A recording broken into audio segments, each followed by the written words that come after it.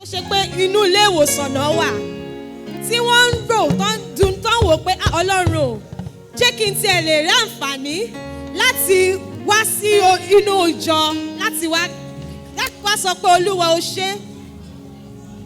Àwọn míì wà nù sáré o bọ̀ àwa wà ń bí lónìí àwa dúpẹ́ fọlọ́run ni. Ẹ ṣé bàbá. Àwa dúpẹ́ fún oore ìgbà gbogbo tó ń ṣe láyé wa. Ẹ ṣé Olúwa. Àwa dúpẹ́ torí Ọlọ́run náà nìkan ló lè ṣe ohun gbogbo. Bẹ́ẹ̀ni. Kábíyèsí ọba ìyanu. Ṣeun. A gbé orúkọ yín ga. Bẹ́ẹ̀ni. A gbé orúkọ yín ga. Ẹ ṣé bàbá. A pè yín pé kẹ́ ẹ sọ̀kalẹ̀ wá lónìí kẹ́ ẹ wá jọba nínú ìjọ yìí. A ní kẹ́ ẹ wá gbàkóso gbogbo ohun tá a máa ṣe lónìí. Kẹ́ ẹ dẹ̀ wá ṣe bá ṣe fẹ́ gbogbo nǹkan tá a fẹ́ lọ́kàn wa Olúwa kẹ́ ẹ wá gbọ́ àdúrà wa. Àmín. Ẹ̀mí ọ̀run sọ̀kalẹ̀. Kó wá gbé wa ró. Àdàbà ọ̀run sọ̀kalẹ̀. Kó wá gbé wa wọ̀. Ó yá rọ̀jò ìbùkún rẹ̀ lé wa ní orí. Lẹ́yìn ìpàdé yìí bàbá. Lẹ́yìn ìpàdé wa òní. Jẹ́ ká rí ọ̀ká tó lọ. Èmi yóò gbé ọ̀gá Ọlọ́run mi.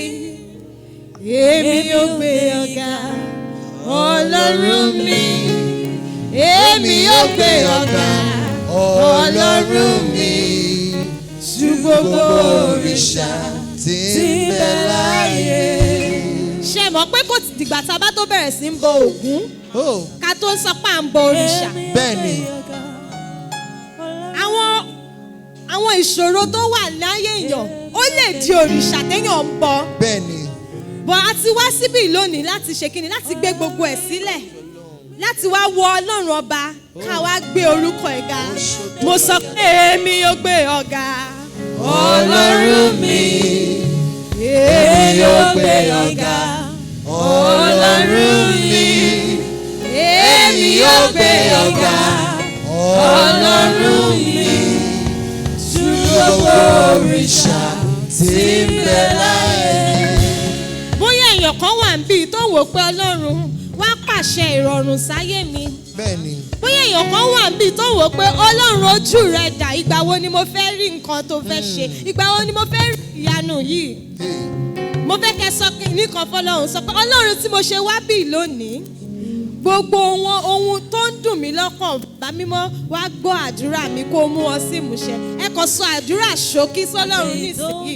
Ọlọ́run bí mo ṣe ń wojú rẹ lónìí gbogbo ohun tí ó wà lọ́kàn mi gbogbo ohun tó ń dùn mí lọ́kàn gbogbo ohun tó ń ṣe mí gbogbo ohun tí mò ń wojú rẹ fún Ọlọ́run bàbá gbọ́ àdúrà mi. Ní orúkọ Jésù ni a gbàdúrà. Ní orúkọ Jésù ni a gbàdúrà. Àtẹ̀rẹ̀rẹ̀ káyé gbé orúkọ yín ga. Ní orúkọ Jésù Kristi ni a gbàdúrà. Àmín. Hallelujah.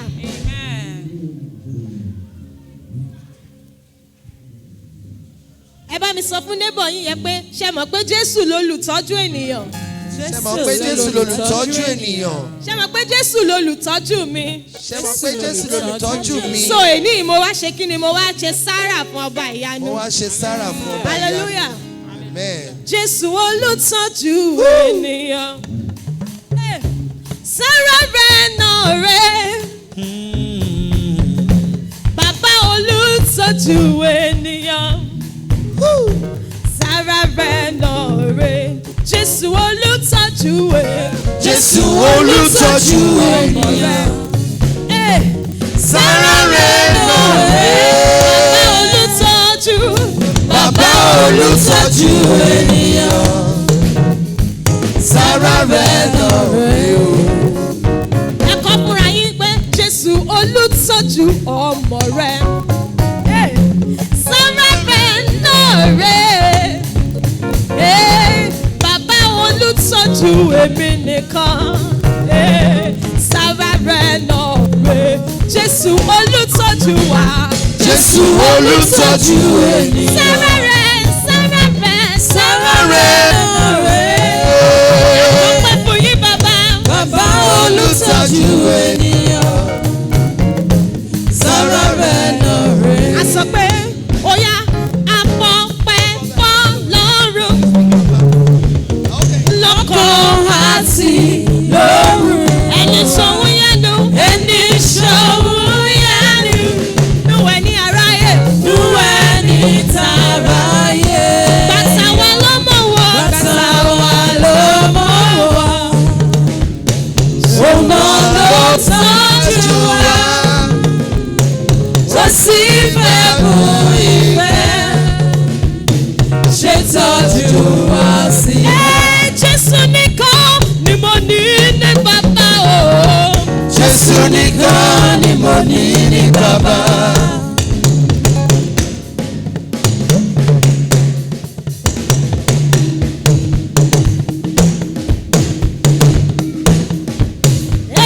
Jésù nìkan ni mo ní ní bàbá o jàre o. Jésù nìkan ni mo ní ní bàbá. Ẹ bá mi gbéga. Ẹ bá mi gbọ́ orúkọ rẹ̀. Ẹ bá mi gbéga o. Ẹ bá mi gbọ́ orúkọ rẹ̀. Ẹ bá mi gbọ́ orúkọ rẹ̀. Jésù nìkan ni mo ní ní bàbá. Mo sọ pé Jésù nìkan ni mo tẹ́ ní bàbá o jàre o. Jésù nìkan ni mo ní ní bàbá.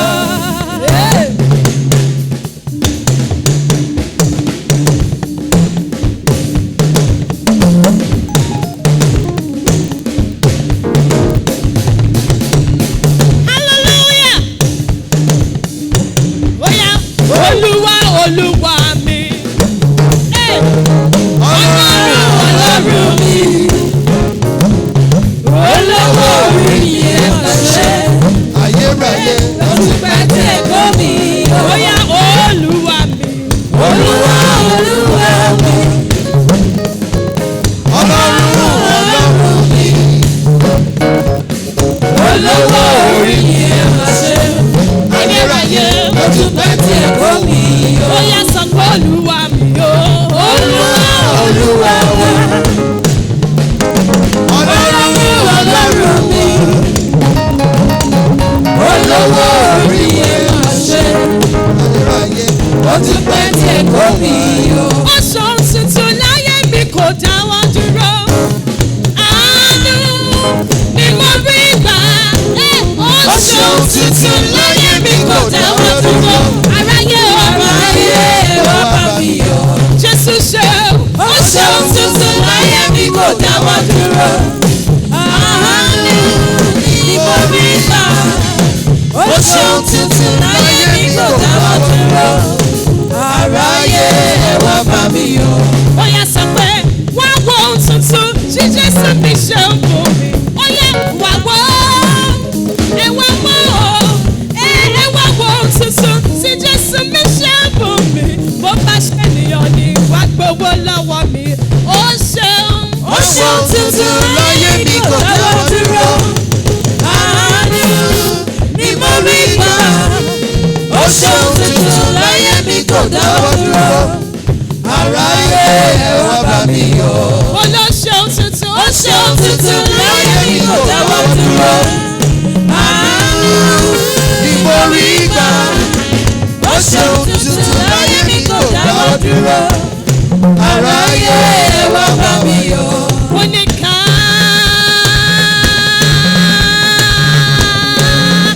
ìyá ò sí o. Ẹ ṣé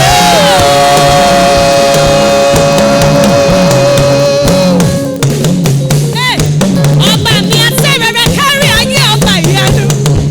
Ẹ̀yin la wá gbéga lónìí o. Ó yá ká ẹ ṣe ká.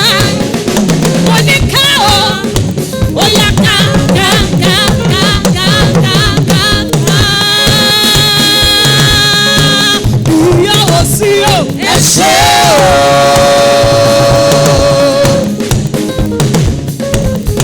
Mo ní kábíyèsí o. ẹ ṣé Yorùbá ẹ máa ṣe o.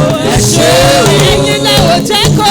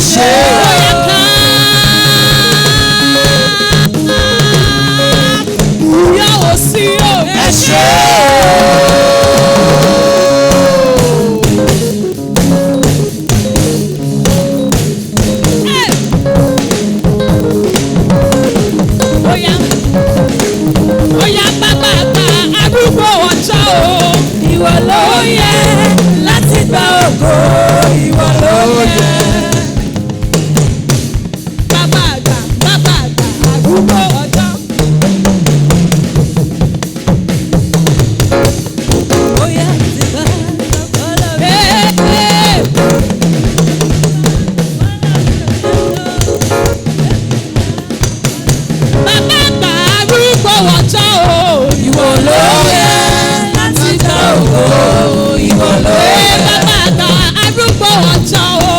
Ìwọ ló yẹ láti gba ògo, ìwọ ló yẹ. Bàbá àgbà arúgbó ọjọ́ o. Ìwọ ló yẹ láti gba ògo, ìwọ ló yẹ. Bàbá àgbà arúgbó ọjọ́ o jàre. Ìwọ ló yẹ láti gba ògo, ìwọ ló yẹ. Bàbá àgbà arúgbó ọjọ́ o. Ìwọ ló yẹ láti gba ògo, ìwọ ló yẹ. Èmi ò mọ̀ o. Èmi ò mọ̀.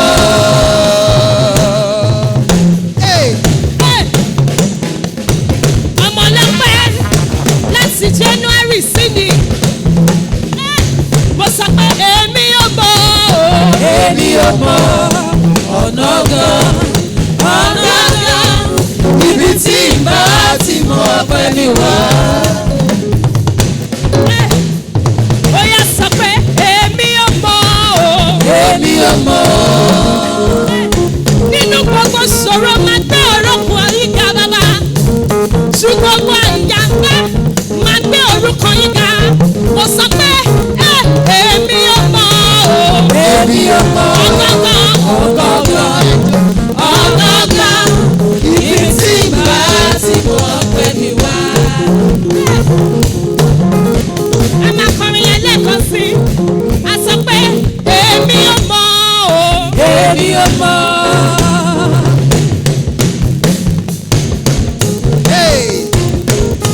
Ẹ máa mọ̀ o.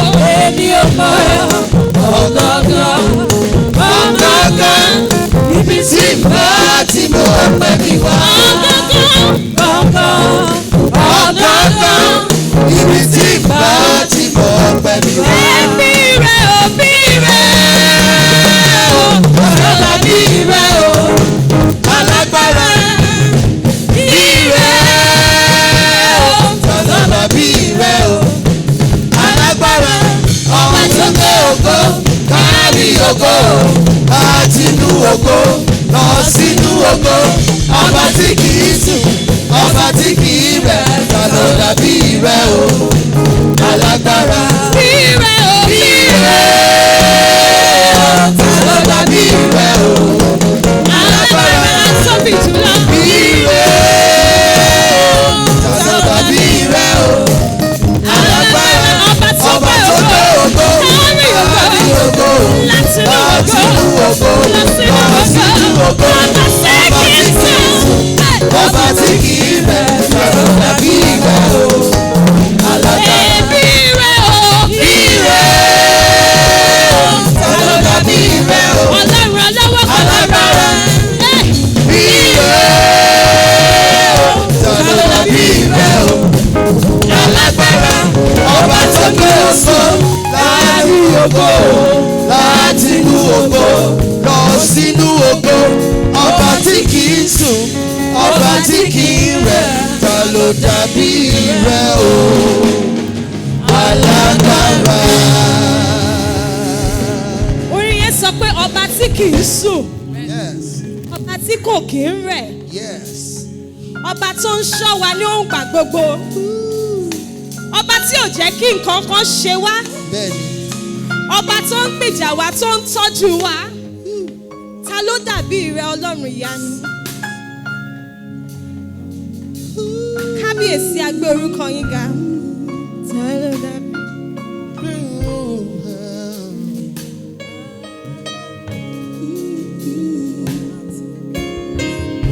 Kábíyèsí a gbé orúkọ yín ga. A sọ pé ẹ ṣé fún oore tẹ̀ ń ṣe láyé wa. ẹ ṣé bàbá. Ìjẹ́ ẹnikẹ́ni wà mí tí ọkàn rẹ̀ dàrú. Ẹ gbé ìṣòro yìí síwájú ẹsẹ̀ Ọlọ́run.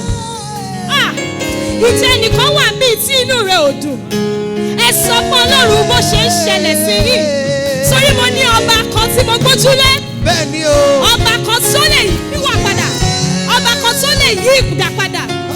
Ọlọ́run ìwọ yìí náà la gbójúlé. Bàbá, bàbá. Ọpẹ́ la mú wá lónìí Ọlọ́run ìyanu. Ọba tó bí ilé ayé ṣàpótí tì sí. Ọba ọlọ́wọ́ gbọgbọrọ. Ọba mi tó ń gbọmọ rẹ̀ nínú ìṣòro. Ọlọ́run ìyanu. Kábíyèsí a gbé orúkọ yín ga. Ẹ̀yin lẹ tó bẹ́ẹ̀, ẹ̀yin lẹ tó, ẹ̀yin lẹ tó láti gba ògo, ẹ̀yin lẹ tó.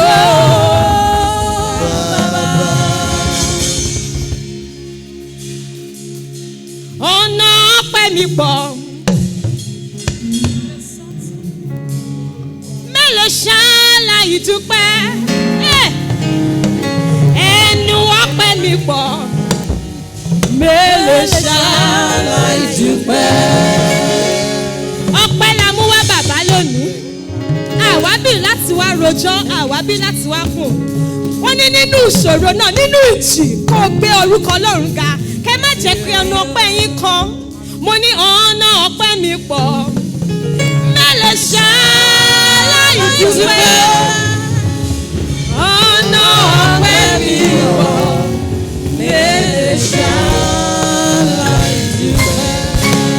Mo yìn ológo, Ọlọ́run àtẹ̀rẹ̀rẹ̀ kárí ayé. Mo yìn ológo,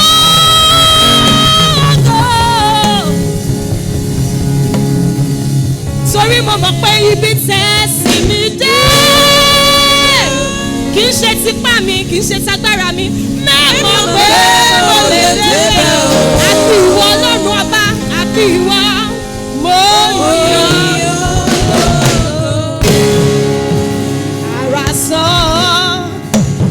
Atẹ́gùn fẹ́, ìjì jà kò gbé wa lọ. Ó yẹ ká dúpẹ́. Ó yẹ ká dúpẹ́. Ó yẹ ká dúpẹ́. Ó yẹ ká dúpẹ́. Ó yẹ ká dúpẹ́. Ara sàn. Atẹ́gùn fẹ́, ìjì jà kò gbé wa lọ. Ó yẹ ká dúpẹ́. Hallelujah. Ẹ̀mí Ọlọ́run ń bẹ ń bí lónìí lákòókò yìí. Mo fẹ́ jẹ́ kí ní àkókò yìí nísìnyí, mo fẹ́ kí a gbé ọkàn wa sí Olúwa Ọlọ́run ọba wa. Òun ni ọba wa, òun ni ọba ògo, òun ni ọba atẹ́rẹrẹ kárí ayé, òun ni ọba alúlóde, òun ni ọba olùmọ̀ràn ọkàn. Kò sí ohunkóhun tó ṣe ẹ̀yìn Olúwa, kò sí ohun tó ń ṣẹlẹ̀ tí Olúwa ò mọ̀. Òun ló olùpèsè wa, òun ló lànà wa. Mo fẹ́ kí ẹ gbé ọkàn yín lónìí sí Olúwa, kí ẹ gbà ní àdúrà pé Olúwa lónìí, ìwọ ni mo wá rí, ìwọ ni mo wá bá, ìwọ ni mo wá sìn, ìwọ ni mo fún ní gbogbo ògo. Nítorí pé ayé tí mo ń gbé yìí kò ń ṣe ti tèmi, tí kì í ṣe ń pa ṣe ti ọmọ rẹ Jésù Kristi tó kú fún mi, tó rà mí padà kúrò ní ẹ̀ṣẹ̀, tó rà mí kúrò ní ìdè ayé, tó gbé mi kúrò ní kòtò ayé. Olúwa, mo ní lónìí mo wá síwájú ààrẹ láti wá súre fún ọ. Mo wá súre fún ẹ láti inú ọkàn mi, torí pé inú ọkàn wa ní oore àdúrà àti oore ìfẹ́ wa wà níwájú Ọlọ́run. Ẹ tẹ́wọ́ yín, ẹ dúpẹ́ lọ́wọ́ Olúwa, nítorí Olúwa ṣe ohun àrà, ó ṣe ohun bàbàrà nínú ayé wa. Ní gbogbo ọjọ́ tó ti wá láti January sígbà yìí, Olúwa ń ṣe ìfẹ́ rẹ̀ láyé wa. Ìfẹ́ èṣù àti ọ̀tá ò yẹ lórí wa. Àmì ká dúpẹ́, ẹ lanu yín, ẹ dúpẹ́ lọ́wọ́ Olúwa, nítorí pé òun nìkan ló ń ṣe gbogbo nǹkan. Olúwa ẹ ṣé, Olúwa ẹ ṣé fún gbogbo ohun tí ẹ ṣe inú ayé wa tí à ń rí lójoojúmọ́. Ẹ dúpẹ́ pé ẹ pa wá mọ́ ní gbogbo àlọ́ wa àtàbọ̀ wa. A dúpẹ́ nítorí pé nínú oṣù keje Olúwa, ẹ jẹ́ kí kọ̀ọ̀kan nu wa níjà kan lẹ̀ lágbára ẹ̀jẹ̀ Jésù. Ẹ fi gbogbo ògo yín, ẹ fi hàn lágbára Ọlọ́run, ẹ fi hàn Olúwa, ẹ fi hàn. A dúpẹ́ lọ́wọ́ yín ní gbogbo títí yín Olúwa, ògo ní gbogbo ti yín láyé àti lọ́run àti ti láéláé. Àmín. Mo fẹ́ kí ẹ kà inú ìwé Róòmù orí 8 ẹsẹ̀ 1 dé ẹsẹ̀ 2.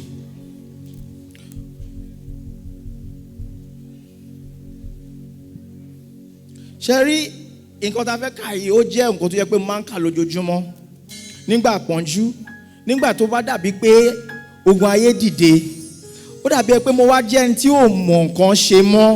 Tí n bá rántí ọ̀rọ̀ rẹ̀ tí a fẹ́ kà yìí, ó máa ń jẹ́ kí ẹsẹ̀ mi dúró láì máa fì, ó máa ń jẹ́ kí ọkàn mi kó dúró nírètí ní Olúwa láti má wọ̀ má pọ̀ torí mo mọ̀ pé ìgbẹ́kẹ̀lé mi orí Olúwa ni ní agbára ẹ̀jẹ̀ Jésù. Tí ẹ bá ní ìwé yẹn jẹ́ ká kà.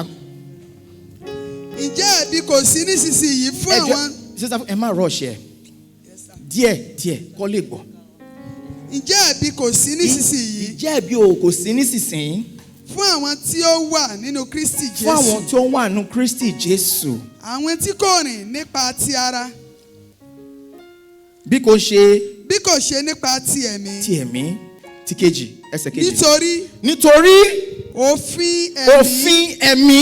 Ìyè nínú Kristi Jésù. Ti sọ mí di òmìnira. Ó ti sọ mí di òmìnira. Lọ́wọ́ òfin ẹ̀ṣẹ̀. Àti ti ikú.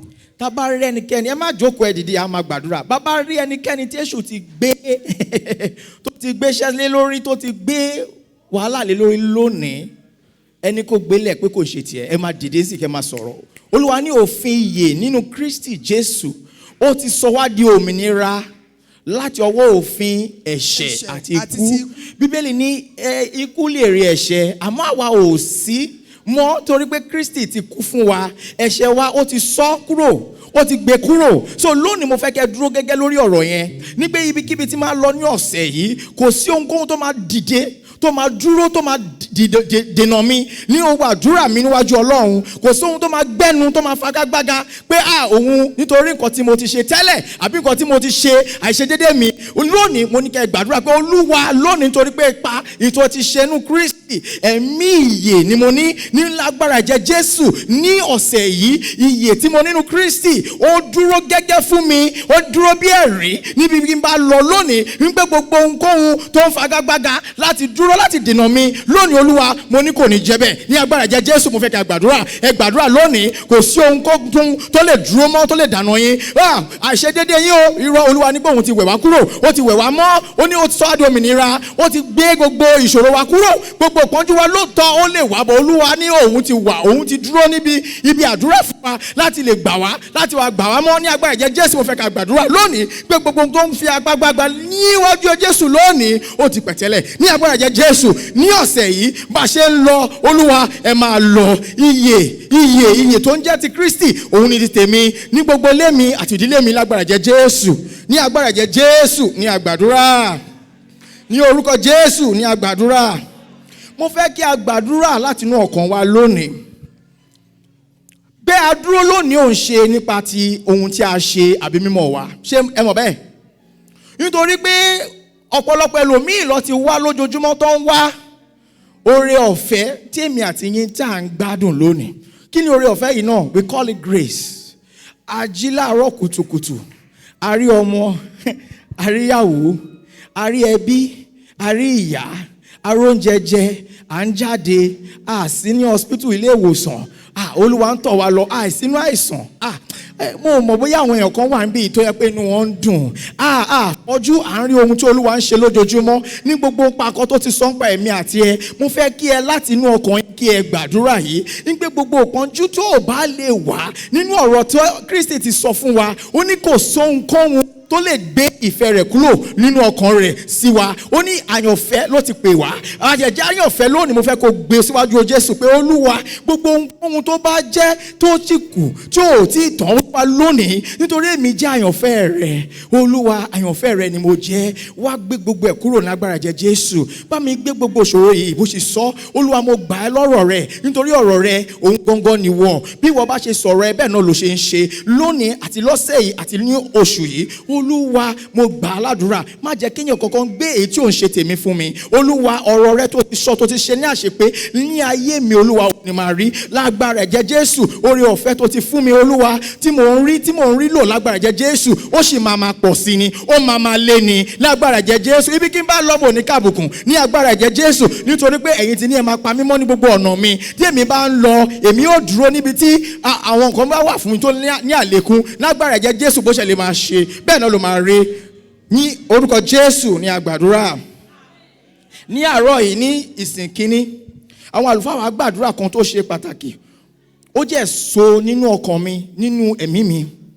Olúwa ní ọ̀rọ̀ Olúwa ní ẹ̀mí kan wà nínú ènìyàn ìmọ̀ yẹn àti ọwọ́ Ọlọ́run ló ń bọ̀ ló ti wá. Mo fẹ́ kí a gbàdúrà bí gẹ́gẹ́ bá ṣe kánúwé Róòmù orí kẹjọ ẹsẹ̀ kìíní.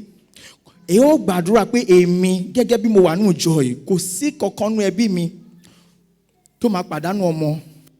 Èmi ò ní pàdánù ọmọ, mo ní pàdánù ẹ̀mí mi ní ọdún yìí ní agbára jẹ́ Jésù. Àbẹ́ ẹ rò pé ó yẹ ká gbàdúrà yẹn? A gbà ládùúrà lónìí gẹ́gẹ́ bí ìjọ nígbà Olúwa ní ọdún yìí kò sí ẹnikẹ́ni nínú ìjọ yìí ní agbára jẹ́ Jésù tó máa pàdánù ẹ̀mí ẹ̀ ní agbára jẹ́ Jésù.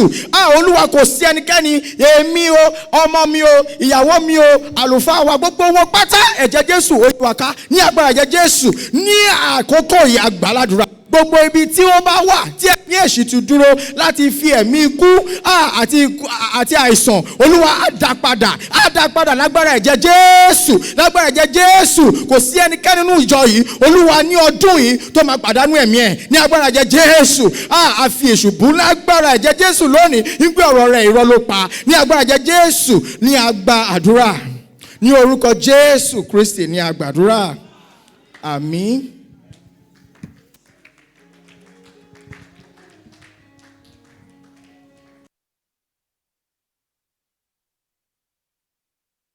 Gbogbo ẹ̀dá alààyè dìde dúró láti kí hallelujah sí ẹni tó mú kí ojú rẹ̀ rí ọjọ́ òní. Alágbàwí ńlá, agbẹnusọ wa, ẹni tó mọ̀ ń sọ.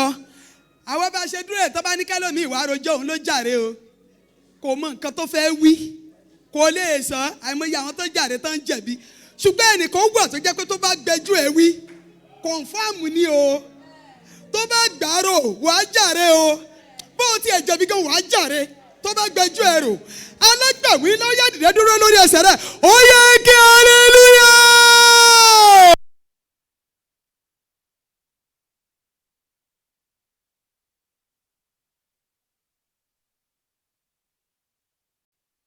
Ẹ̀kọ́ kíkà wa fún ti ìsinmi tí òní àkọ́kọ́ ni a ó rí nínú ìwé Róòmù orí 5 ẹsẹ̀ 10. Róòmù orí 5 ẹsẹ̀ 10. Ó kà báyìí: ǹjẹ́ bíi nígbà tí àwa wà lé ọ̀tá, a mú wa bá Ọlọ́run làjà nípa ikú ọmọ rẹ̀, mélòó mélòó nígbà tí a là wá ní ìjà tán lè a ó gbà wá là nípa ìyè rẹ̀. Ẹ̀kọ́ kejì bákan náà ni a rí nínú ìwé Róòmù yẹn orí 9 ẹsẹ̀ 13 títí dé 14 tí ó kà báyìí: ta ni yóò ha ka ohunkóhun sí ọrùn àwọn àyànfẹ́ Ọlọ́run? Ìyà ṣe Ọlọ́run tí ń dáre. Ẹsẹ̀ 14 tí ó gbẹ̀yìn: ta ni ẹni tí ń dẹ̀bi? Ìyà ṣe Kristi Jésù tí ó kú kí a ṣe àkúkú wípé tí a ti jí dìde kúrò nínú òkú, ẹni tí ó sì wà lé ọwọ́ ọ̀tún Ọlọ́run tí ó sì ń bẹ̀bẹ̀ fún wa. Báyìí ni a parí ẹ̀kọ́ kíkà náà. Kí Olúwa kí ó bù sí kíkà àti gbígbọ́ ọ̀rọ̀ rẹ̀.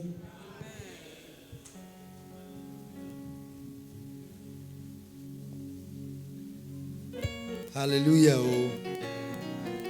Ẹ jẹ́ ká dìde lórí ẹsẹ̀ wa láti kọ orin mímọ́ mímọ́ mímọ́ Olódùmarè.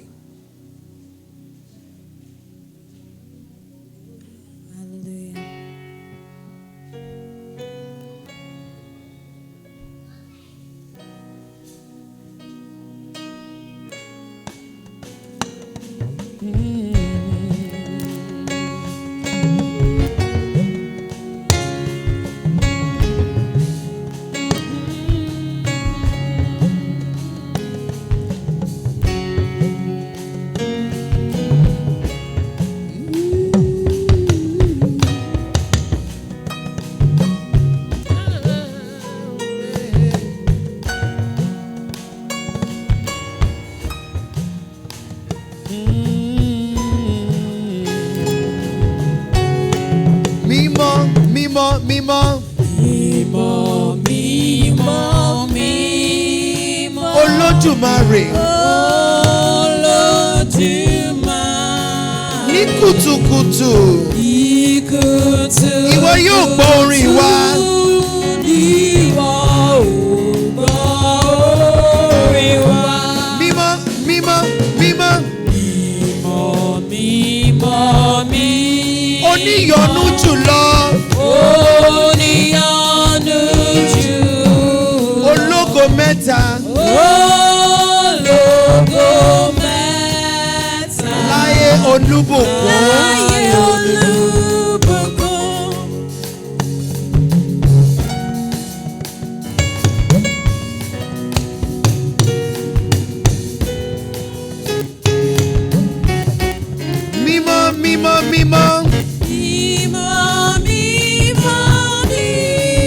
tọ̀run yìn.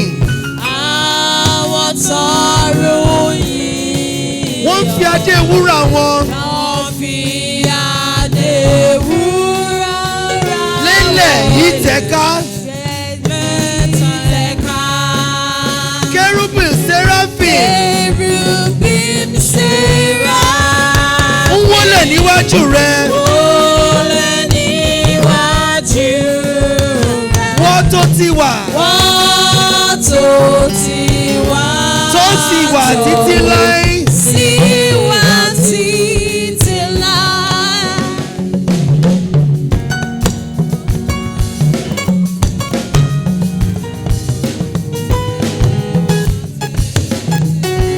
Mímọ́, mímọ́, mímọ́.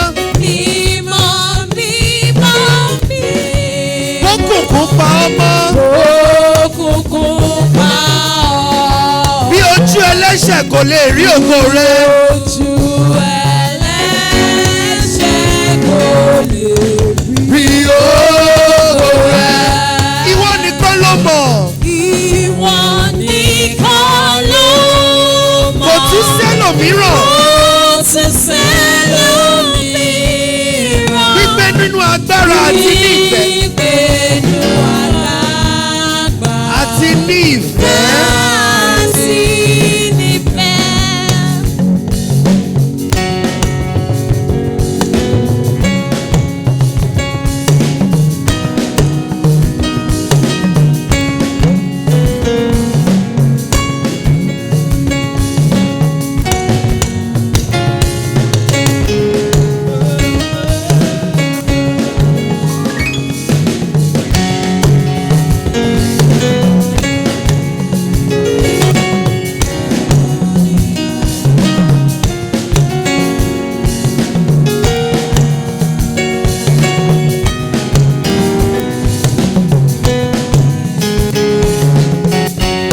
Mímọ́, mímọ́, mímọ́. Mímọ́, mímọ́, mímọ́. Olódùmarè. Olódùmarè. Gbogbo iṣẹ́ rẹ nílẹ̀. Gbogbo iṣẹ́ rẹ̀ nílẹ̀. Nílẹ̀ lókè ló yìn ọ́. Lóyìn ọ́. Mímọ́, mímọ́, mímọ́. Mímọ́, mímọ́. Ó ní ìyọ́nú jùlọ. Ológo mẹ́ta. Ológo mẹ́ta láyé gbogbo. Àmín. Àmín.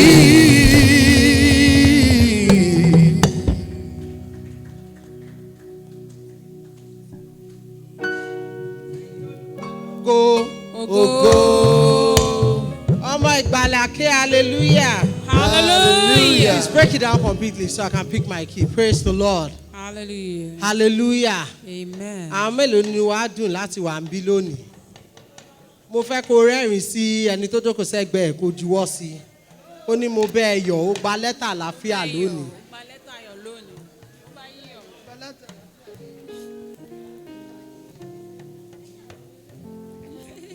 Yíyẹ Ọlọ́run wa, ọba tó gbọ́ àdúrà. Yíyẹ Ọlọ́run wa, ọba tó lè rí iṣẹ́. Ìyìn yẹ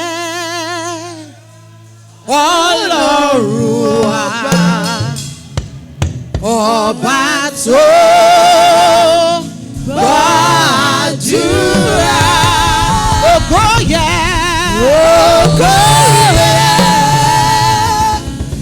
Ọlọ́run ọba, ọba tó gbọ́ àdúrà. Orin yẹn ní Hosanna. Hold on. Lókè ọ̀run jẹ́ ká gbé ọba mi ga.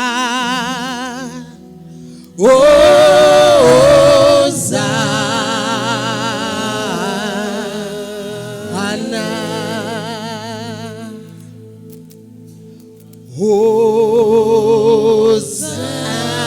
Hosanna, lókè ọ̀run, lókè ọ̀run, jẹ́ ká gbé ọba mi ga, jẹ́ ká gbé ọba mi ga. Hosanna, Hosanna,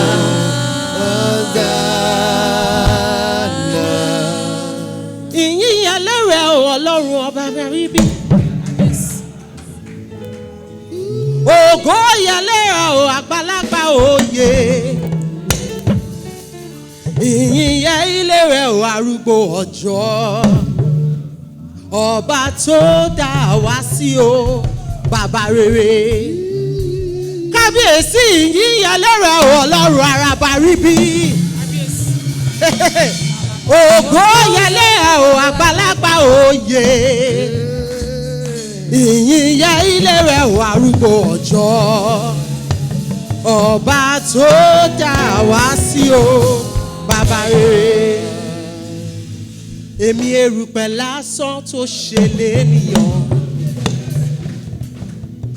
Erùpẹ̀ ilẹ̀ lásán tó ṣe lógo. Yes! Mi ò jọra mi lójú, mo fọpẹ́ fún ọ.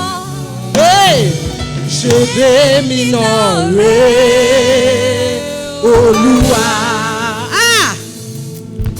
Èmi erùpẹ̀ lásán tó ṣe lénìyàn. Erùpẹ̀ ilẹ̀ lásán tó ṣe lógo. Bàbá, mi ò jọra mi lójú, mo fọpẹ́ fún ọ. Ṣé bẹ́ẹ̀mi náà rèé, Olúwa? Onídúró mi ẹ ṣeun o. Ẹ ṣé bàbá. Ṣé bàbá o? Agbẹjọ́rò mi ẹ ṣeun o. Alágbàwí mi ẹ ṣeun o. Kábíyèsí mi ẹ ṣeun o. Bójé nìran ló dúró ni wá ti máa sọ̀rọ̀. Bójé nìran ló dúró ni wá ti sá lọ. Bójé nìran ló dúró ni wá ti máa ṣìrègùn. Kábíyèsí. Onídúró mi ẹ ṣeun o. Mo wà láàyè, mo wà láàyè, bàbá.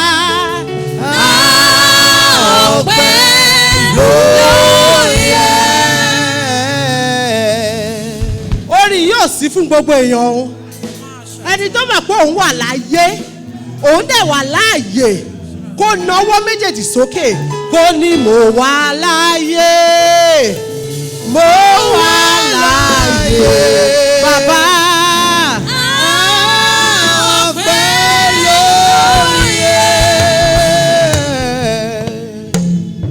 Tí wọ́n bá ń ka àwọn tó mọnú rò tó mọ pé dá, ṣé wàá ka rẹ̀ mọ́ wọn?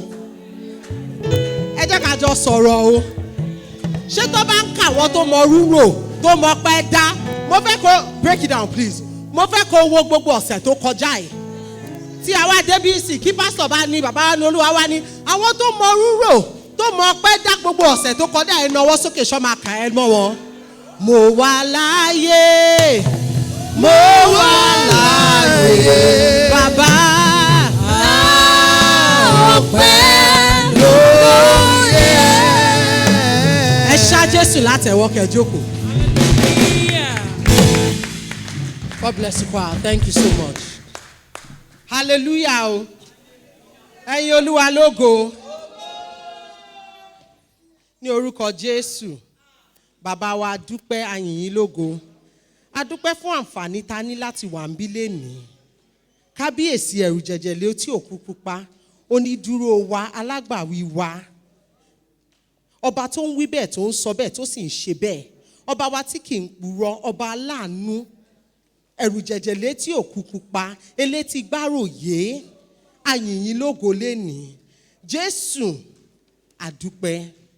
Ọ̀rọ̀ Ọlọ́run tá fẹ́ gbọ́ lénìí, ẹ jẹ́ kó lànà fún wa, ẹ jẹ́ kó la ojú wa, ẹ jẹ́ kó yí ìwà wa padà, ẹ jẹ́ kó yí ọ̀nà wa padà, ẹ jẹ́ kó ṣe ìtúsílẹ̀ fún wa ní orúkọ Jésù.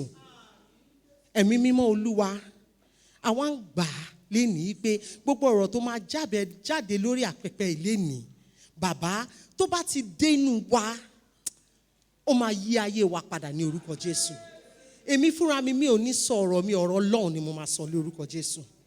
Ní orúkọ Jésù Kristi la gbàdúrà. Ẹ ṣá Jésù látẹ̀wọ́. Ẹ̀yin Olúwa lógo. Ṣé a ti la etí lénìí? Kò sórun o. Ẹ ti mọ̀ mí, ẹni tí ń bá rí tó ń sùn, ẹ wò, ṣínkó ni. Wọ́n á gbé báyìí. Ṣó ti yé yín? Ṣorí ní oṣù yìí, ní èdè Gẹ̀ẹ́sì á pè ní Jesus Christ or Christ our intercessor. Jesus Christ our intercessor. Ìgbà tí mo wá rí pé mo máa wàásù ní èní, gbogbo ọ̀sẹ̀ tó kọjá ẹ̀, mo bá bẹ̀rẹ̀ sí ní wò. Téèyàn bá sọ pé Jesus Christ our intercessor, kí ló jẹ́? Kí ló mean? Kí ni ìtumọ̀ ẹ̀? Àwọn bàbá wa Adélagun mi ò jẹ́ kó gbádùn. Sísá fún mi gan, àwọn náà gbọ́nú ẹ̀. Màmá mi gan tó wà nílé àti bàbá mi tó wà nílé, àwọn gan gbọ́nú ẹ̀ lórí ọ̀rọ̀ yìí. Bó mo wá rí i pé olúkálukú wá pẹ̀lú ìtumọ̀ oríṣiríṣi. So mo wá try láti wo ìwé ìtumọ̀. Mo wá rí i pé àwọn nǹkan tá máa ń pè ní synonyms, àwọn ọ̀rọ̀ kan tó jọ ara wọn, tẹ́ bá sọ ọ̀rọ̀ kan, ẹ lè rí àwọn ọ̀rọ̀ tó jọ, òun ni òyìnbó ń pè ní synonyms. So a máa ṣe àwọn ọ̀rọ̀ tó jọ ara wọn lórí ọ̀rọ̀ intercessor yẹn. Ìkíní sọ pé mediator, ṣóyè yín, ó jẹ́ alárinà. Ẹ jọ̀ọ́ ẹ má correct mi o, tí n bá ti star fún mi, ṣóyè yín, tí n bá ti ń lọ bẹ́ẹ̀ yẹn, kẹ́ máa call me back, ṣé ti mọ̀. Ìkan sọ pé advocate, ó jẹ́ alágbàwí, ṣé mo gbà á? Ìkan ní middleman, ó jẹ́ alágbàtà. Ìkan sọ pé arbitrator, ó jẹ́ agbẹjọ́rò. Ìgbà tí mo wá wo gbogbo ẹ̀, mo máa ń pè ewu ni máa lò gan. Mo wá sọ pé ẹ jẹ́ kí n lọ pẹ̀lú agbẹjọ́rò. So fún àǹfààní ìwàásù mi lénìí, a sọ pé Jésù Kristi kí ni agbẹjọ́rò wa. Ẹ sọ fún ẹnìkejì ẹ ní Jésù Kristi agbẹjọ́rò wa. Ẹ ṣe. Kí wá ni agbẹjọ́rò máa ń ṣe? Ní àárọ̀ yìí, ìgbà tá wà ní ìwàásù àárọ̀ yìí, àwọn ọmọ mi wá sọ fún wa àwọn nǹkan tí agbẹjọ́rò máa ń ṣe. Wọ́n ní agbẹjọ́rò, it stands in the gap. Ẹ jọ̀ọ́ ẹ má bínú kí n tó máa lọ. Kí ló ń jẹ́ kéèyàn dúró nínú àfò? Ṣọ̀rọ̀ kan wà bẹ́ẹ̀ yẹn, ẹ̀yin Yorùbá tó wà níbí, àfò àbí àfò? Àlàfo. Gap in between. Gap! God bless you ma. Mo máa lọ sọ fún mọ́mì mi ní ó dà pé wọ́n gẹ̀ẹ́tì yẹn torí mo bí wọ́n. Dúró nínú àlàfo. So agbẹjọ́rò jẹ́ ẹni tó máa ń dúró nínú àlàfo. Ṣóyè yín, tó ń dúró nínú àlàfo láàrin ẹnìkan àti ẹnìkejì. Ṣé ọ̀rọ̀ yẹn ń yé yín? Wọ́n tún wá ní, so tá bá sọ pé agbẹjọ́rò wà, kí ni agbẹjọ́rò máa ń ṣe? Wọ́n ní ó máa ń ṣe intercession. Ṣóyè yín, ìyẹn ni pé ó máa ń bẹ̀ẹ̀bẹ̀. Bó ṣe dúró nínú àlàfo yẹn, ṣóyè yín, láàrin àwọn èèyàn méjì.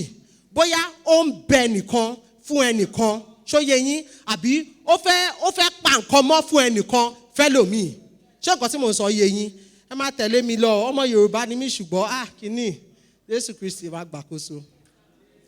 So wọ́n ní intercession yẹn, ẹ̀bẹ̀ yẹn ó jẹ́ the act of interceding for a person with another. Tá bá sọ Yorùbá a sọ pé ó jẹ́ ìṣe tí ẹ̀ ń bẹ̀bẹ̀ fún ènìyàn pẹ̀lú òmíràn, pẹ̀lú ẹlòmíràn. Ṣó ń yé yín? Tí ó bá yé yín ẹ máa call me back o.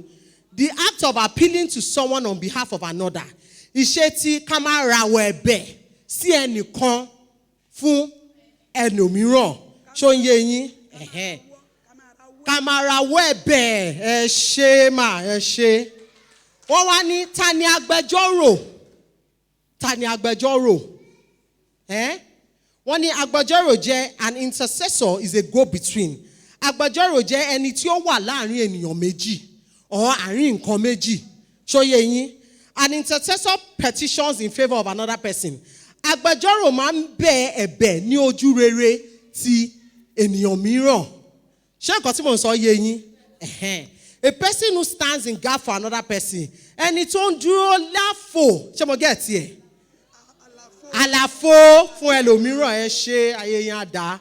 A person who bridges the gap. Agbẹjọ́rò jẹ́ ẹni tó ń dúró ní àlàfo láàrin àwọn èèyàn méjì. Ṣóyé yín? Nǹkan tí mo wá fẹ́ bí ní pé ọ̀rọ̀ agbẹjọ́rò tá à ń sọ ṣé gbogbo èèyàn ló lè ṣàgbẹjọ́rò?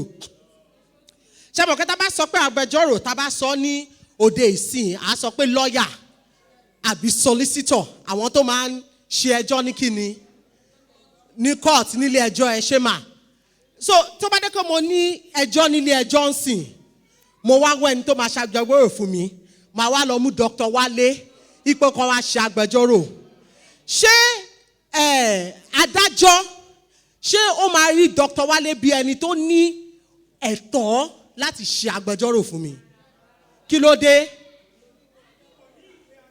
Kò ní ìwà agbẹjọ́rò. Mi ò lè lọ pé Dr. Wálé kókó wá ṣe agbẹjọ́rò fún mi. Ṣóyé yín? So kò kí ń ṣe gbogbo èèyàn ló lè ṣe agbẹjọ́rò. Ní ayé àtijọ́, ẹ má bínú o, wọ́n máa wò díẹ̀díẹ̀ ni. Ọlọ́run ṣàánú fún wa. Okay, so ní májẹ̀mú àtijọ́, in the Old Testament, májẹ̀mú láíláí. Nígbà yẹn, kò ń ṣe gbogbo èèyàn, màmá wa ti sọ fún wa lénìí, kò ń ṣe gbogbo èèyàn ló ní ẹ̀tọ́ láti bọ́ síwájú Olúwa. Ṣé mo pé nísìn tí ẹ bá fẹ́ bọ́ lọ́hùn sọ̀rọ̀ kí lẹ kàn máa ṣe? Ẹ kàn máa ṣe kí ni? Ẹ kàn máa bá in fact àtẹ̀mí wa kékeré bọ́ ṣe kọ́ wa pé tó bá fẹ́ bọ́ lọ́hùn sọ̀rọ̀ wá kúnlẹ̀. Ṣùgbọ́n nísìn gan à ń bọ́ lọ́hùn sọ̀rọ̀ à ń dúró. Òun jókòó síbi iṣẹ́ ẹ, òun bọ́ lọ́hùn sọ̀rọ̀ Ọlọ́run dẹ̀ ń gbọ́. Ṣó yé yín? Ó kàn máa mú fóònù ẹni wàá dẹ̀ pé Ọlọ́run pọ́pọ́pọ́pọ́ Ọlọ́run mo fẹ́ bá yín ní ọ̀rọ̀ kan àbí méjì. Ṣó ti yé yín?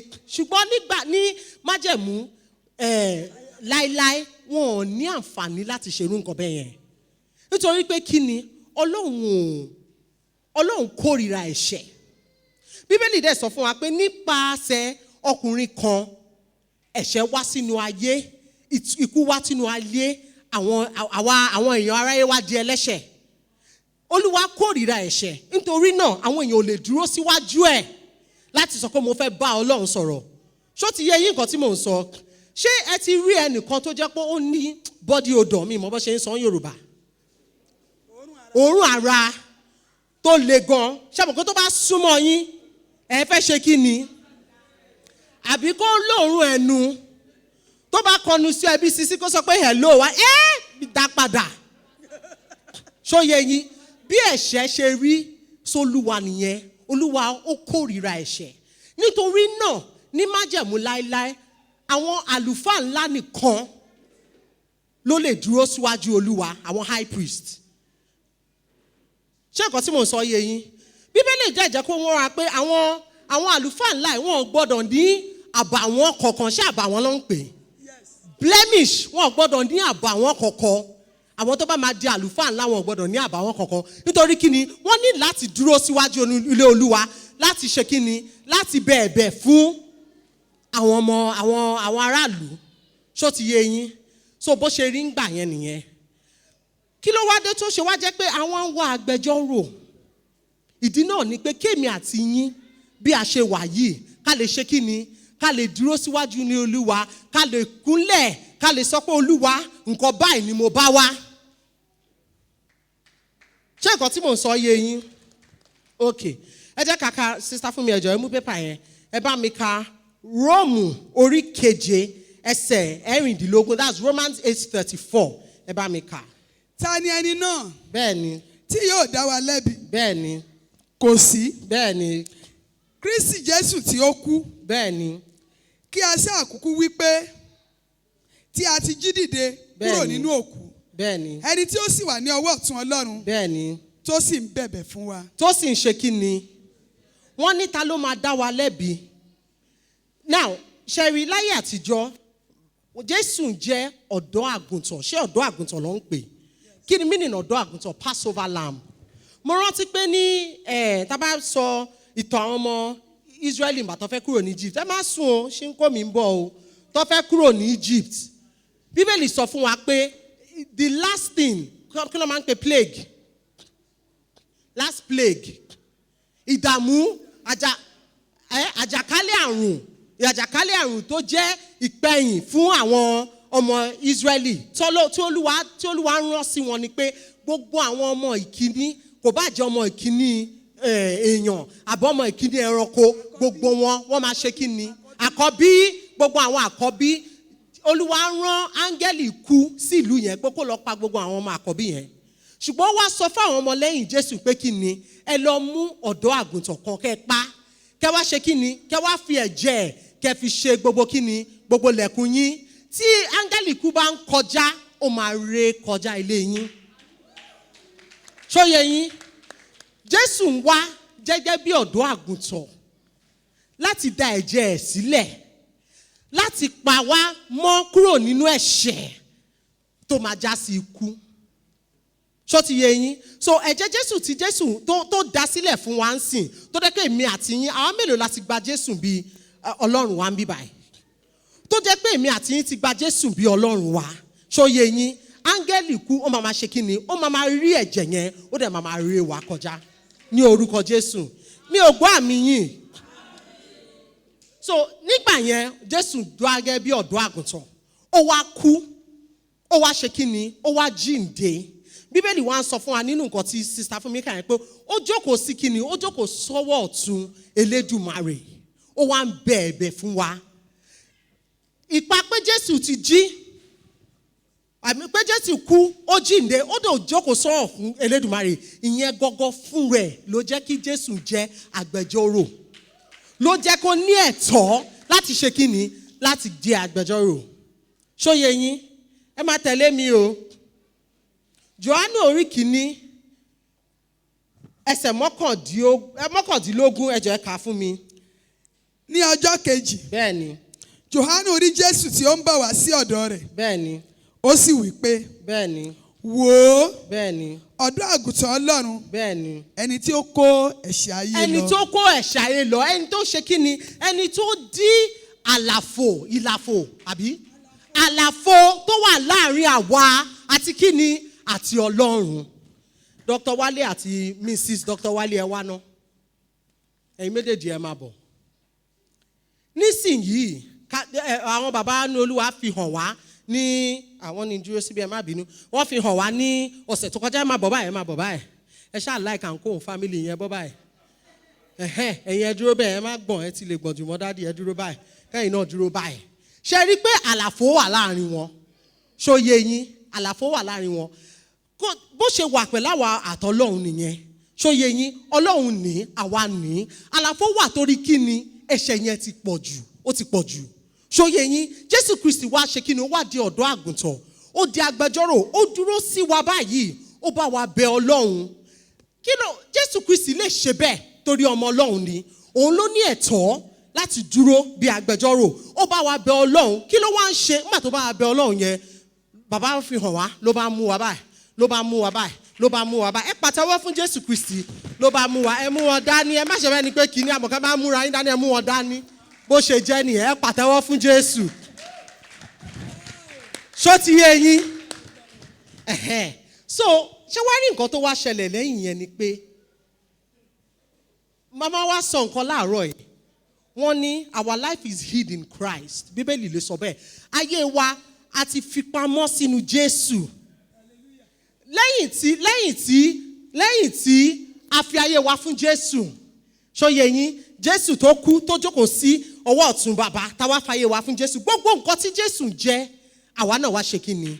Àwa jẹ́. So tí wọ́n bá ń wá agbẹjọ́rò láyé ìsìn, kí ló máa ṣe?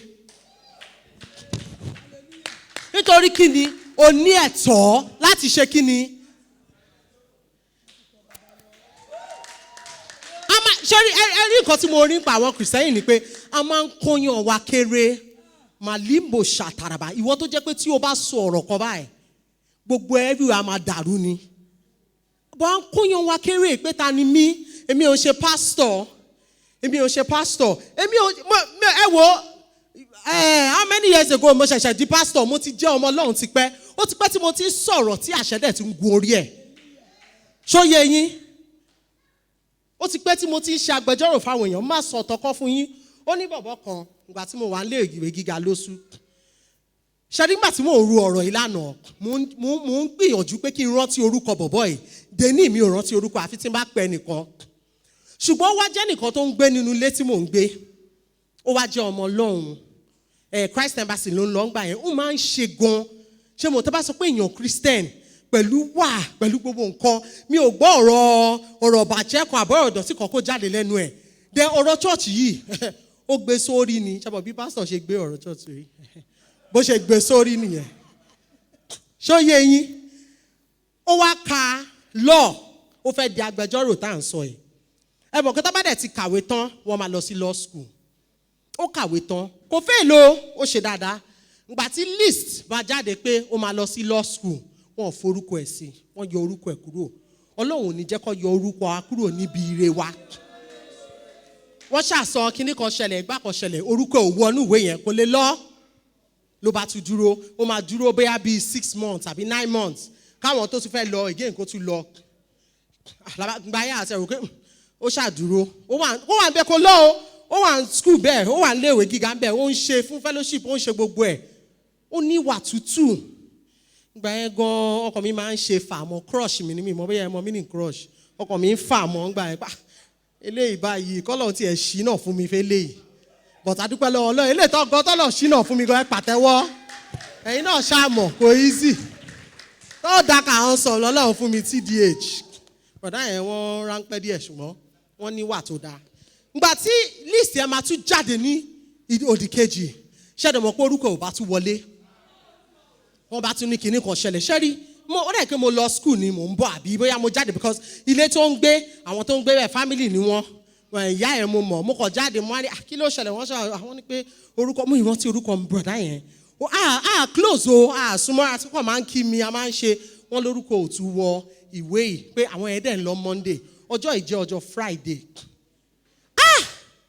kíní yẹn já mi ń ṣan mo bá wọnú yàrá mi lọ ìgbà yẹn mo ní ìwé kan wọ́n ń pè ní ìwé ajagun àdúrà àfàgúrò ajagun ẹ̀ ṣe mà mo bá lọ mú ìwé yẹn jáde níbi tí mo fi sí mo bá kúnlẹ̀ mo gba àdúrà yìí àáfẹ́ tó wákàtí kan ṣé wákàtí is hour àáfẹ́ tó wákàtí kan mo bẹ̀rẹ̀ sí ní gbàdúrà mo ń porúkọ ẹ̀ gbogbo ibi tó gun ti wá mo bá wọn wí mo bẹ̀rẹ̀ sí ní sọ mo gbàdúrà àáfẹ́ tó wákàtí mo gbà mo ń làágùn mo ń sunkún torí ọ̀rọ̀ yẹn ká mi lára mo dẹ̀ dìde mo dẹ̀ dúpẹ́ lọ́wọ́ Ọlọ́run mi ti àwọn àgbàgbé ń pẹ́ mi ò sọ fún òde ní àfi tó máa gbọ́tàn yẹn bí tó bá rí mi nígbà tó dọjọ́ Monday bí ìyá ayọ̀ yẹn bó ṣe wá yọ̀ fún mi nìyẹn ló bá ní ipe máa dúpẹ́ ipe wọ́n máa ti lọ sí kinní wọ́n bá tún pe brọ̀dá yìí pé ní school ipe wọ́n ṣáà ti wá ọ̀nà kan wọ́n ti forúkọ ẹ̀ sínú list yẹn nǹkan tí ò ṣẹlẹ̀ rí mo rẹ́rìn mo bá ti wọlé lọ mo bá ti lọ dúpẹ́ nítorí pé mo mọ̀ pé mo pé kí ni mo ṣe agbẹjọ́rò fún brọ̀dá yẹn ṣóyè yín ẹ pàtẹ́wọ́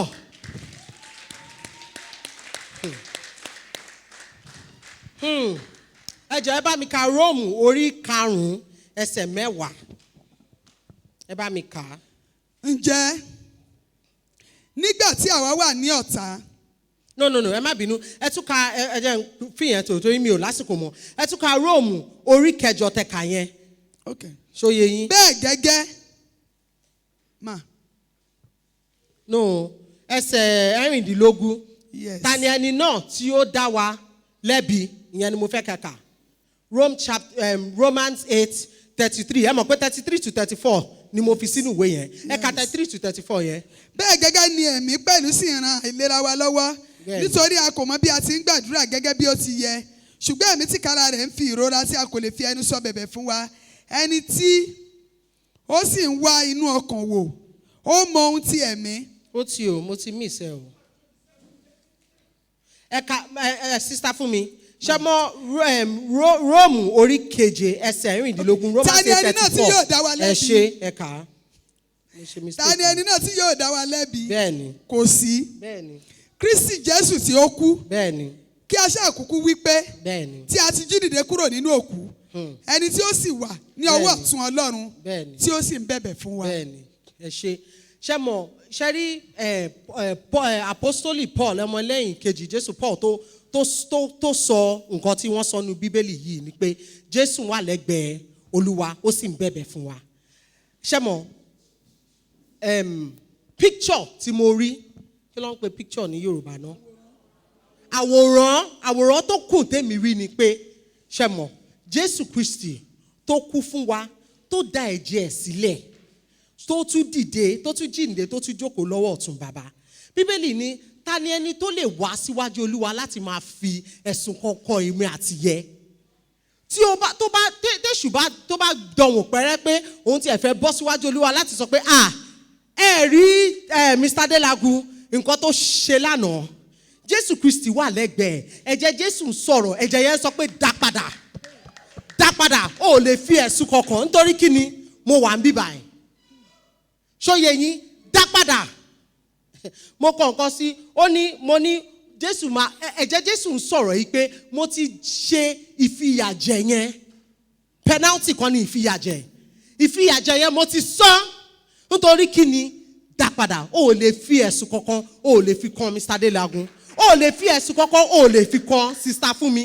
ó lè dá lẹ́bi ṣóye yín ó lè dá lẹ́bi mo fẹ́ kẹ́ sọ pé èmi kò jẹ̀bi I am not guilty èmi kò jẹ̀bi ṣe rí nǹkan tá à ń sọ yìí òun ni Sátánì àwọn kan ń sùn ṣíkò mi mò ń gbàbọ̀ nǹkan tá à ń sọ yìí ni Sátánì fi máa ń mú àwọn ọmọ Ọlọ́run tó máa fi mú akéèyàn wa kéré nítorí pé kí ni ó ṣe nǹkan kan nísìnyí nǹkan wá ṣẹlẹ̀ níbi kan wọ́n wá pè é pé wá gbàdúrà èṣù máa sọ fún ẹ pé ìwọ tó ṣẹ̀ṣẹ̀ tó fẹ́ lọ gbàdúrà ìwọ tó ṣẹ̀ o tó dẹ̀ ti sọ pé Olúwa ẹ mà dáríjì mi ara mi ló jẹ́ kí n ṣe nǹkan báyìí èṣù máa sọ fún ẹ pé ìwọ tó ṣẹ̀ tó fẹ́ lọ gbàdúrà wàá wá wo èṣù wàá sọ pé èmi kò jẹ̀bi Jésù ti dá mi lẹ́bi agbẹjọ́rò mi ó ti ṣe kí ni ó ti dá mi lẹ́bi ó wà lọ́wọ́ ọ̀tún bàbá Olódùmarè báyìí ó ń sọ pé kò jẹ̀bi dá padà ó lè fi ẹ̀sùn kan ó lè fi kàn án ṣóye yín ìwọ náà wá dúró gbé agbẹjọ́rò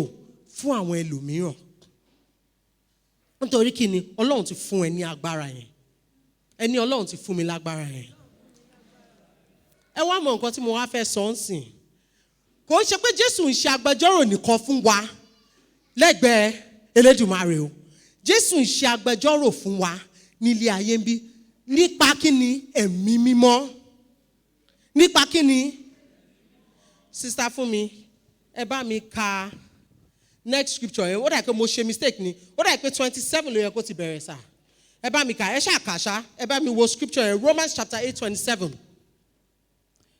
bẹ́ẹ̀ gẹ́gẹ́ ni ẹ̀mí pẹ̀lú sí ìran àìlera wa lọ́wọ́ nítorí a kò mọ bí a ti ń gbàdúrà. a kò mọ bí a ti ń ṣe kí ni ṣé ẹ̀dúró náà ẹ má bínú ṣé ó ti rẹ̀ yín nǹkan kan ṣẹlẹ̀ sí yín tó jẹ́ pé ẹ̀ tí ẹ̀ mọ bí tẹ́ máa gbé àdúrà yẹn gbà ṣé ẹ ti débẹ̀ rí àwọn alágbára ló wà ń bí ibà o ẹ máa kà á lọ. bẹ́ẹ̀ gẹ́gẹ́ ni ẹ̀mí pẹ̀lú sí ìran àìlera wa lọ́wọ́. bẹ́ẹ̀ni. nítorí a kò mọ bí a ti ń gbàdúrà. bẹ́ẹ̀ni. gẹ́gẹ́ bí ó ti yẹ. bẹ́ẹ̀ni. ṣùgbọ́n ẹ̀mí tìkára rẹ̀ ń fi ìrora tí a kò lè fi ẹnu sọ bẹ̀bẹ̀ fún wa. bẹ́ẹ̀ni.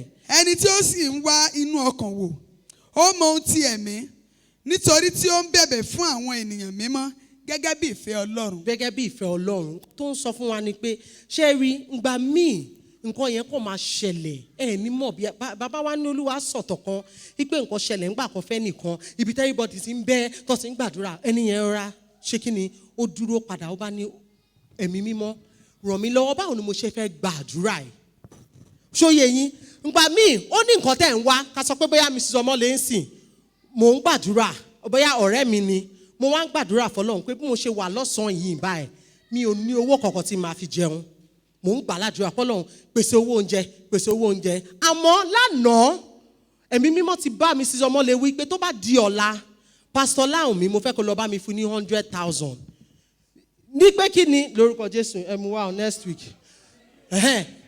nítorí pé kí ni Ọlọ́run ti pèsè ọ̀nà kan tó jẹ́ pé ní ọjọ́ èní yẹn tẹ́mi ń gbàdúrà yẹn Mrs. Ọmọlé Ọlọ́run ti ní contract kan máa dọ́wọ́ ẹ̀ wọ́n máa fún 700,000. Ọlọ́run wá sọ pé nínú 700 yẹn tó bá dọ̀la lọ bá mi fún Pastor Láàmì 100,000. Òun sì ń gbàdúrà ipò Ọlọ́run jẹ́ kí 700 kàn mí lọ́wọ́.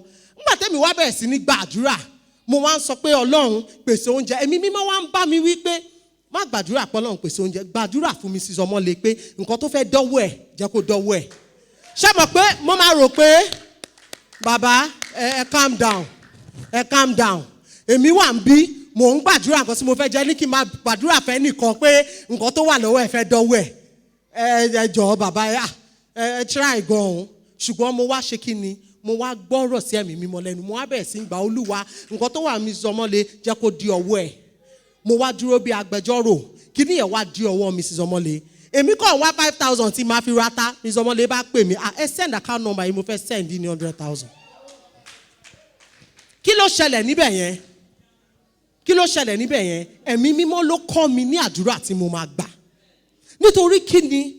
Jésù Kristi ni àkọ́kọ́ àti ìgbẹ̀yìn gbogbo nǹkan. Nǹkan táwa ò rí Jésù Kristi rí. Ṣé mo nǹkan tó wá sọ́kàn mi ìgbà tí mò ń ro kíní? Mo ní imagine pé wọ́n ń ṣe competition who wants to be a millionaire? Àmì èèyàn la fẹ́ di millionaire lénìí. Ẹ̀yin lẹ kọ́kọ́ náwó millionaire nìyí. Ẹ ṣe mọ̀ à ń ṣe àwọn adájọ́ ni wọ́n bá ní wọ́n ń ṣe who wants to be a millionaire. Wọ́n ní ẹ̀yin márùn-ún ẹ bọ́ síbi. Wọ́n bá ní nǹkan tó fẹ́ ṣẹlẹ̀ tá máa fi win kíní ni pé ẹnìkan ń bọ̀ láti bẹ́ńsìn níbẹ̀ yẹn láti àkọ́kọ́ bẹ́ńsìn níbẹ̀ yẹn ó ń rìn bọ̀ ọmọ church wa ni ó wọ blue. Tí ẹ bá lè sọ fún wa ẹni tó jẹ́ ẹ̀yin lè máa gba mílíọ̀nù yẹn. Wọ́n ní ó lè pe yan ó lè pe ẹnìkan tó wà tó mọ̀ ní bẹ́ńsìn kó wá jẹ́ pé nínú àwọn márùn-ún yẹn kó wá jẹ́ mọ́mì nìkan ló mọ̀yàn wọ́n mọ ìyá Kwam tó ní ṣọ́ọ̀pù ńbẹ̀ yẹn. Ṣé ọgbọ́n kọ́ ló máa jẹ́ fún mọ́mì yìí kó mú kí ló pè ẹ̀sọ́ ìbánisọ̀rọ̀ ẹ̀ kó pe ìyá Kwam tó ti rí ẹ̀yìn kó tó déwájú kó ní ìyá Kwam o ara church wa kan ń bọ̀ ó máa wọ blue tó bá ti kọjá iwájú ẹ ẹni tó bá jẹ́ sáré pè mí kó sọ fún mi ẹni yẹn bá kọjá iwájú ìyá Kwam máa pè pé ẹni tó wọ blue yẹn o Pastor Ladi ni o ìyá máa sáré sọ pé ẹ̀yin adájọ́ mo ti mọ̀ Pastor Ladi ni kí ló máa ṣe?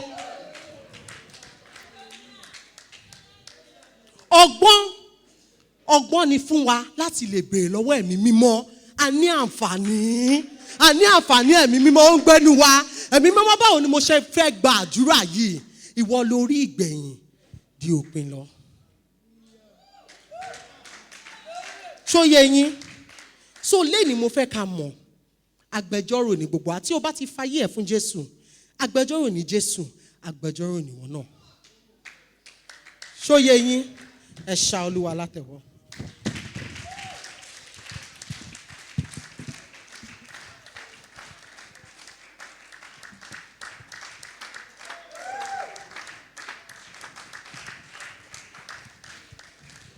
Eke hallelujah. Eke hallelujah. Eke hallelujah. Wọ́n tí o bá mọ̀ pé nípasẹ̀ ọ̀rọ̀ tí a ti gbọ́ ní ọ̀sán yìí, o ti gba àmì òróró agbẹjọ́rò. Ẹ jẹ́ ká dìde lórí ẹsẹ̀ wa. Masha kaburi akasana. Ẹ̀mí mímọ́ wọnú mi lọ. Ẹ̀mí mímọ́ wọnú mi lọ. Mú mi dé ilẹ̀ ìlérí. Gbà tí mo bá dé ṣùpá o. Ẹ̀mí mímọ́ wọnú mi lọ. Gbogbo wa pátápátá tá a jẹ́ ọmọ lẹ́yìn Kristi láti gba àmì òróró agbẹjọ́rò yìí. Nítorí pé kíni gẹ́gẹ́ bí Jésù ṣe jẹ́ agbẹjọ́rò fún àwa bẹ́ẹ̀ pàápàá ó ti yàn wá láti jẹ́ agbẹjọ́rò fún gbogbo ọmọ aráyé. Praise the Lord. Ǹjẹ́ a rí ẹnì kankan ẹ wo wá bá ṣe wà yín sìn. Tálẹ́ nìkan tó wà níbẹ̀ jẹ́ pé o tí ì bá èèyàn kan sọ̀rọ̀ láti ọjọ́ tí o ti bẹ̀ sí wá sílé ìjọsìn pé o fẹ́ kẹ́ni kó gba Jésù kó lè bẹ̀ sí wá sílé ìjọsìn. Ìwọ tó bá ti bá èèyàn kankan sọ̀rọ̀ rí jẹ́ kí n rí ọwọ́ ẹ lókè. O ti jí ìrere iṣẹ́ tí Olúwa ń ṣe ní ilé ìjọsìn yìí. Ṣùgbọ́n wọn ò tí ì bẹ̀rẹ̀ sí wá àbí? ǹjẹ́ mọ̀ wípé ẹ̀yin pàápàá tẹ́ dúró mi báyìí lónìí tẹ́ ń wá tẹ́ gba Jésù gbọ́ tẹ́ ń sin Ọlọ́run ní ọ̀sán àti ní òru ṣé mọ̀ pé èèyàn kan ló dúró tó ṣe agbẹjọ́rò fún yín èèyàn kan ló dúró lọ́jọ́ kan ló gbé ẹni yìí mo láti gbàdúrà fún ẹni láti mọ Ọlọ́run. Praise the Lord. Abẹ́ ẹ̀ mọ̀ bẹ́ẹ̀ kókó ṣẹlẹ̀ lásán tẹ́ bá wádìí lọ sí lọ́tún tẹ́ wádìí lọ sí ẹ̀ rí i pé èèyàn kan ó ti dúró ó ti gba iṣẹ́ agbẹjọ́rò láti bẹ̀rẹ̀ sí máa gbàdúrà fún wọn. Olúwa ń pe olúkálùkù wa láti ṣe kíni o láti dúró ní àlàfo ká gbàdúrà fún ọmọlàkejì wa. Nígbà tí Jóòbù tí jàǹbá ayé tó débá tí gbogbo nǹkan tó ní pátápátá tó sórí kodò tó pàdánù owó ó pàdánù ọmọ ìgbẹ̀yìn Jóòbù ó dájú ìbẹ̀rẹ̀ lọ nítorí pé Olúwa ní Jóòbù sì gbàdúrà fún àwọn ọ̀rẹ́ rẹ̀ nígbà tí ó gbàdúrà Olúwa sì ṣe kíni ó yí ní ipò padà ohun gbogbo ṣe kíni ó yí padà fún rere. Lọ́sàn-án yìí wàá mú èèyàn kan tí Olúwa yóò fi orúkọ ẹni náà sí ọkàn rẹ ẹ wá bẹ̀ tí ń gbàdúrà fún Olúwa mo gbàdúrà mo dúró nínú àlàfo fún ẹni báyìí pé ní báyìí Olúwa ẹ jẹ́ kó wá sínú ìgbàgbọ́ kó wá sínú Jésù Kristi kó dúró ṣinṣin nínú Jésù Kristi mo fẹ́ kẹ́ díjú yín kẹgbẹ́ ẹnikẹ́ni tí ó bá wá sí ọkàn ẹ bẹ̀rẹ̀ sí ń gbàdúrà fún ẹ bẹ̀rẹ̀ sí ń gbàdúrà. Thank you Jesus. Mashaka tele akatala bayana. Morabaraba shanda. Makaborobo shetelia. Ela kondala ma shanderebo soto. Meke borobo shanda. Meke borobo shanda. Meke pundalia kasakata. Me zumbrando shakata. Meke borobo shakata laba zumbregerianda la moshanda. Rebra katalaba yakatalaba. Makaborobo shanda. Le sutashiketele mo soto bregeria. Makatala katilia kasanda. Makaborobo shanda. Makapolia kasakata. Meke sukatala bashanda. Mazanderebo shakatelia kasanda. Thank you, Jesus. Masheperianda la mosanda. Rebokoto shakatalaba. Thank you, Jesus. Mesondolobo shandelebo soto bregerianda la bosha. Leke sutala bashanda. Makaborobo shanda. Oh, thank you, Jesus. Thank you, Jesus. In Jesus' name. Ní orúkọ Jésù Kristi. Ṣé mo bá ṣe máa ń gbàdúrà fún àwọn èèyàn? Gẹ́gẹ́ bó ṣe sọ fún wa lẹ́ẹ̀kan. Ẹ̀mí mímọ́ ló máa ń bá wa gbàdúrà. Ẹ bá mi ka ẹ̀kọ́ yẹn Romans 8:26. Ó ní bẹ́ẹ̀ gẹ́gẹ́ ni ẹ̀mí máa ń ṣe kíni o. Ó máa ń ràn àìlera wa lọ́wọ́ láti bá wa gbàdúrà gẹ́gẹ́ bí ó ṣe yẹ. Ẹ̀mí náà á wá máa bá wa bẹ̀bẹ̀ lọ́dọ̀ Olúwa. Ẹ bá mi kà á Romans 8:26. Bẹ́ẹ̀ gẹ́gẹ́ ẹ̀mí ń ràn àìlera wa lọ́wọ́ nítorí a kò mọ bí a ti ń gbàdúrà gẹ́gẹ́ bí ó ti yẹ. Ṣùgbọ́n ẹ̀mí tí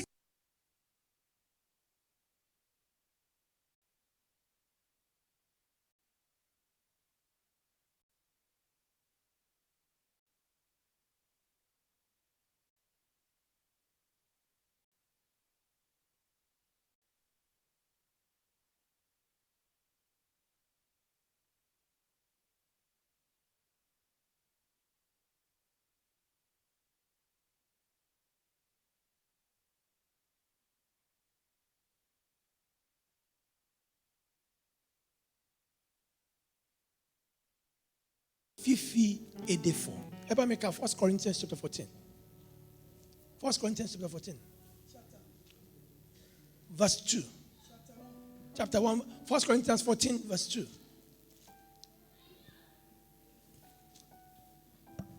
1 Corinthians 14 verse 2. Nítorí ẹni tí ń sọ̀rọ̀ ní èdè àìmọ̀ ẹni tí ń sọ̀rọ̀ ní èdè àìmọ̀ kò bá ènìyàn sọ̀rọ̀ bí kò ṣe Ọlọ́run. Ẹni sùúrù. Ẹni tí ó bá ń fi èdè fọ̀ tó ń gbàdúrà nínú èdè kò gbàdúrà sí ẹnikẹ́ni ta ló ń bá sọ̀rọ̀ Ọlọ́run ni ó ń bá sọ̀rọ̀. ẹ lọ sí verse 15. ǹjẹ́ kí ni rè? Verse 15.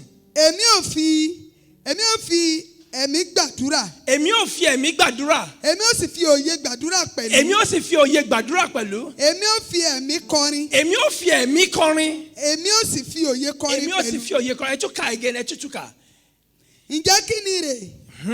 èmi ò fi Èmi ẹ̀mí gbàdúrà. ò fi ẹ̀mí gbàdúrà. èmi ò sì fi òye Èmi gbàdúrà ò sì pẹ̀lú. fi òye gbàdúrà pẹ̀lú. Ẹ dá dúró. Praise the Lord. Ẹ jẹ́ ká dìde lórí ẹsẹ̀ wa.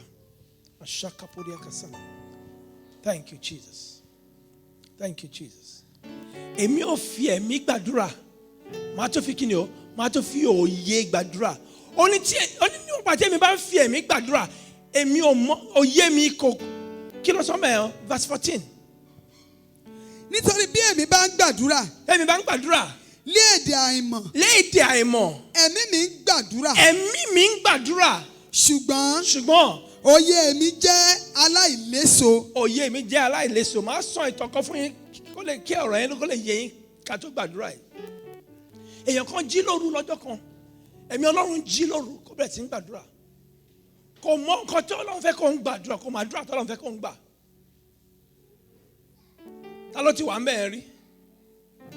Ó wá bẹ̀rẹ̀ sí ń gbàdúrà ní èdè mìíràn. Ó ń gbàdúrà. Ó lọ ń gbàdúrà yẹn títí di bí ọwọ́ ìdájí. Kò mọ nǹkan tó ń gbàdúrà. Ẹ̀mí ẹ̀ ṣáà dá dúró pé kó bẹ̀rẹ̀ sí ń gbàdúrà. Pàtó yá ó dákẹ́ àdúrà yẹn.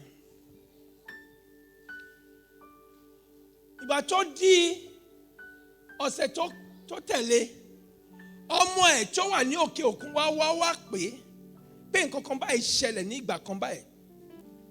Ní agogo báyìí, ó wá já sí àkókò ìgbà tí ó ń gbàdúrà yẹn.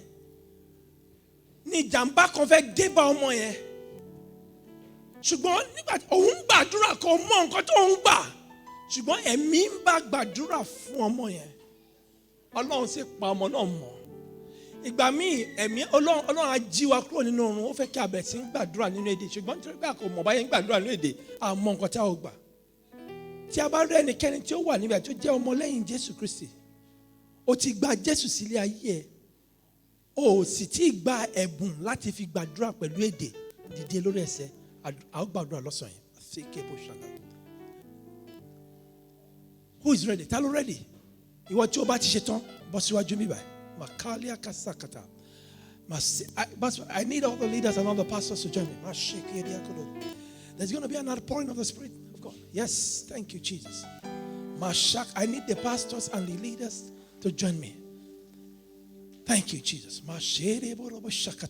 Makaboria kasakata. Ela konda la mashandere bosuto. Meke ke boshandala batanda. Rebrako shandala bazanda. That is to say, if you don't know how to pray in the Holy Ghost, thank you, Jesus. Oni èmi ò fi ẹ̀mí gbàdúrà. Má tún ṣe kíni o, má tún fi òye mi gbàdúrà. Thank you, Jesus. Fífi ẹ̀mí gbàdúrà yìí, ó máa ń wá pẹ̀lú ẹ̀bùn ẹ̀mí mímọ́ ni. So a ó gbàdúrà ní ọ̀sán yìí. Kí ẹ̀bùn ẹ̀mí mímọ́ yẹn kí ó ṣe kíni kí ó bà lẹ́yìn. Tí ẹ̀bùn ẹ̀mí yẹn bá bà lẹ́yìn tán báyìí, a máa ṣe yín bí pé kí ẹ